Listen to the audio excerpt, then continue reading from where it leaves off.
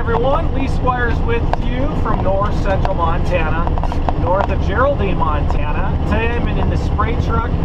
We're spraying some post-harvest durum stubble, stripper stubble. Just harvested this last week with durum.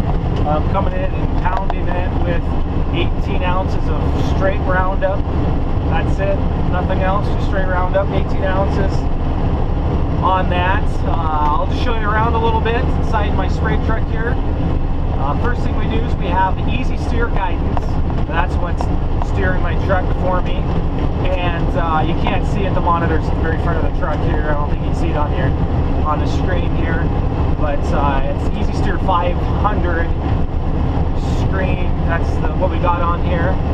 And so that's doing my auto steer. And my rate controller is a Raven SCS 450. That's running my rates. I'm spraying at 3 gallons per acre, 15 miles an hour, and putting out right about 40 pounds of pressure is what that comes out to be. And so I've got the Raven SCS 450 controller, and then tied into that, obviously with the auto steer, I have an Easy Boom, the Easy Steer Easy Boom controller, and that's what's running my on and off controller for my booms. You know, you get into a place where you have overlap, it'll shut different sections. I have 5 different sections on the sprayer, and it automatically turns it on and off for me, which is really nice. I like it.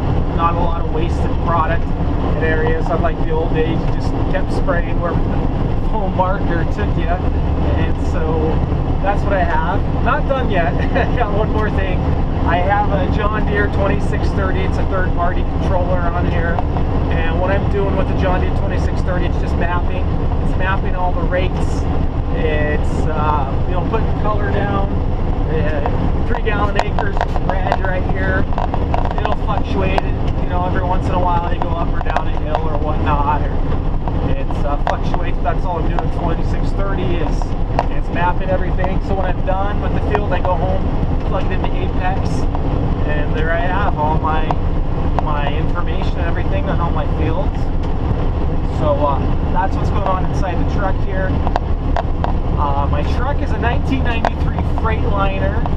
We had it. We were pulling a grain trailer with it for a number of years, and then we decided we needed to do something. We had Flexicoil pull type sprayers, ran those for a long time, but we wanted to get something, you know, self-propelled type.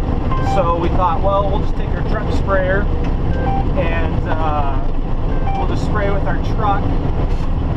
And so we put a Wiley spray system on it, 1600 gallon actually, stainless steel tank. And so we got that on here, 100-foot booms, and we're spraying 15 miles per hour, 3 gallons per acre, just going down the field. First off, we had tracks on this, and there's a company out of Canada, and what they do is they're spraying some tracks. Hold on a second. It had a washout we went through, so I had to cut the washout in half. It's real deep. We're coming back. One of the guys here on the farm's running around, he's filling those in. I don't have this one filled in, so got to make the circle, cut it in half, get everything all lined back up here. Second, I'm not super great at multitasking, to tell you the truth, on certain things. As far as if I'm talking and trying to do a few things, not the best on that, but anyway, just a second here. Yeah, one more spot to hit, and then I'll be home free. But anyway, like I was saying, we had tracks on a company out of Canada, and what they did is they would run tracks, northern Canada, on trucks, but they were set up for the dual tire configuration. They worked great on that. Well, they'd never done a single tire configuration, and that's what we wanted. Single tire, 15 inches wide, because we do spray this and going in the crop and everything. And so we needed something to be able to do that. And so we ran it for a while, worked great, was good, but then they had the saddles for the track, and it'd come up, you know, they'd be against the tire. and it had some problems. Bolts were breaking, saddles would come apart. The tracks couldn't quite hold up. They were trying to get it all figured out, what to do, and they couldn't quite get it. What we needed, what we wanted. We're having problems with stuff breaking, and so they just took them back, and we said thanks. But you know, they took it back, which was, you know, they're great. Honestly, can't remember the name of the company. But anyway, so we put floaters on the truck. So, you know, it's a truck, it's got tandem wheels in the back. So we got 4 24-inch floaters on this truck. And this truck floats wonderful. Floats really good. You can still get stuck. There's always places you can get stuff stuck. But I'll tell you one thing. Excuse me, can't talk. I'll tell you one thing. There's not one self-propelled sprayer that will go where this truck will go. This truck will float like you can't believe. And there's places where you'll leave ruts, you'll leave some trenches, and there's been times where we had to do that to get through some crop, and we had to come back, you know, had to disc out, scraper, and fill in the ruts later. But I'll tell you something, this truck will float, this truck will go any place a self-propelled sprayer won't go. I don't care, you can dual up a self-propelled sprayer, and this will still go places a self-propelled sprayer won't. About 4 years ago, it was really wet. We had to come in, we had to spray some fungicide, and it'll smash down some more crop than typically you'd like. But we had one of the co-ops come out with their sprayer, with their self-propelled, and they were only putting like 400 gallons on, and they were going down. They couldn't in this field, and they were getting stuck, and they had to quit. They just couldn't do it. We were running only 800 gallons in this truck, but we were out spraying. Not one time did I ever get stuck. Where they were falling through and everything, I could keep going. The nice thing about this truck, it's got, you know, 350 horse. So a lot of times we run it in 5th gear. It's really great, about 1400 RPM. So it's kind of in the power band curve there, and you got some room left on it. As soon as you start slipping, you just put the foot in the floor, and it's got enough wheel speed. You'll sit there and spin and spin and spin, and you think you're going to get stuck, but it's got enough horsepower and wheel speed, it'll turn. You can get out of most anything. And so it's been a really good truck for us. We are getting a self-propelled sprayer as well next year. We have to spray more fungicides, we've realized, in crops. And the no-brainer thing for us is we're just going to come in and we're going to put down some fungicide when we're spraying the crop for weeds. And then we'll come back later. Mostly it'll have to come back later, and then we've got to spray something in. So we are getting a self-propelled sprayer, but you know, anytime it's wet, right, you got to get through some stuff. This is definitely the truck to get in and to get places and to get things done. The neighbor about a mile down the road, about 3 springs ago, it was so wet, we got stuck, I'd say about 10 times. I got stuck 10 times that whole spring. They had a truck sprayer set up as well, narrow tires. They got stuck 26 times. 26 times. We got stuck 10. So that tells you something. Wider tires float more. Now, like I said, the crop smashes more, but if it's wet, you got to get in the crop and get it sprayed. That's fine. And then what they do is in the airplanes, it gets real wet, and the airplanes want to charge. They know they got you, so they bump up the rate. And when you have everybody out in an area that needs airplanes, well, by the time they get to you, especially if you're applying fungicide, you want it on then. Especially Durham, you get a tan spot. Real easy. Durham's a 7-foot little tan spot. And so you get it on and get it in there. But anyway, trying to think about what else. Don't want to bore you to death, but me talking to you, it's more fun than me sitting here doing nothing, spraying. So might as well, you know, talk to you and let you know about a few things. If you guys ever have any questions, like I said, hit me up on Twitter. No Till Farming on Twitter.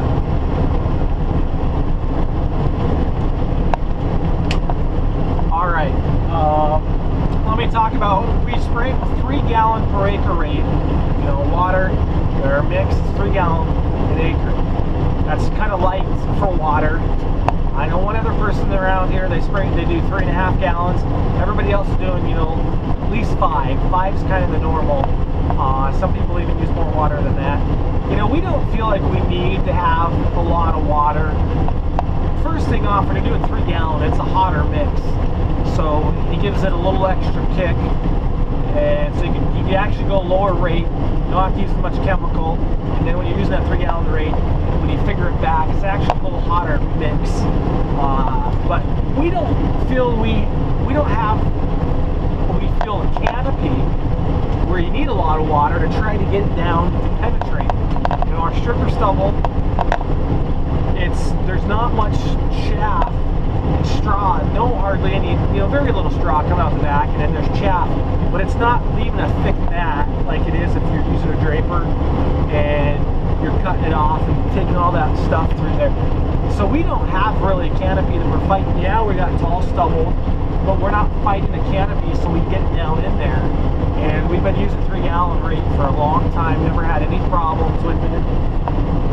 Now when we're spraying things in the crop, we'll spray some Gold Sky, we'll spray some Olympus and whatnot in the crops.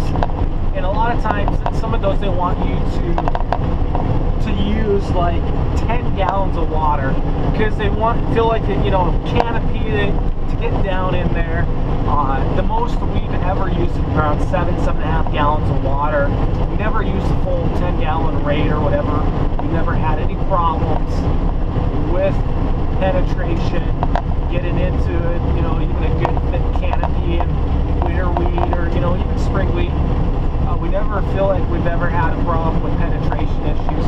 Always use 3-gallon chem fallow and, post, pre-plant, post-plant, or pre-plant, post-harvest. And if we're running chem fallow, we always use just, a 3-gallon rate.